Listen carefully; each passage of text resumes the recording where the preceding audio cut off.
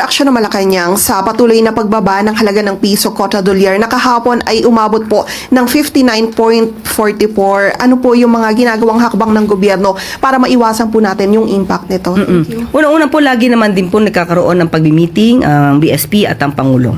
At para po dyan, ang tugon po ng palasyo, ang pagtaas ng piso kontra dolyar kamakailan ay dulot ng mga pandaigdigan at lokal na mga kaganapan.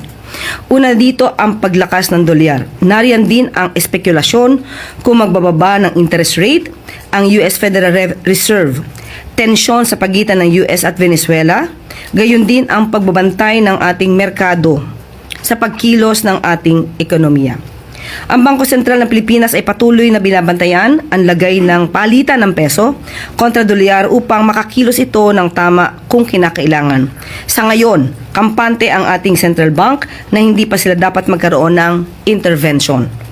Upang maibsan ang anumang epekto ng paghina ng piso kontra dolyar, kabilang sa mga hakbang ng ating gobyerno ay ang pagsigurong pagbagal ng pagtaas ng mga bilihin, pagsuporta sa investments at ang pagpapalakas sa mga sektor ng ating ekonomiya. At tandaan natin na nabanggit din po na isa sa mga naging reason dito ay ang patuloy na pagpapaimbestiga ng mga anomalyang flood control projects. Nakakaapekto po ito at daraanan po talaga ang sitwasyon na ito.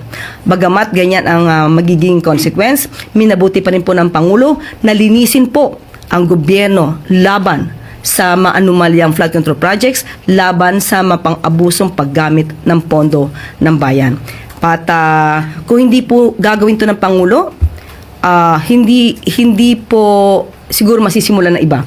Ang nais po ng Pangulo ay maging transparent at maipakita sa taong bayan na ginagawa ng gobyerno ang paglilinis ng pamahalaan laban sa korupsyon.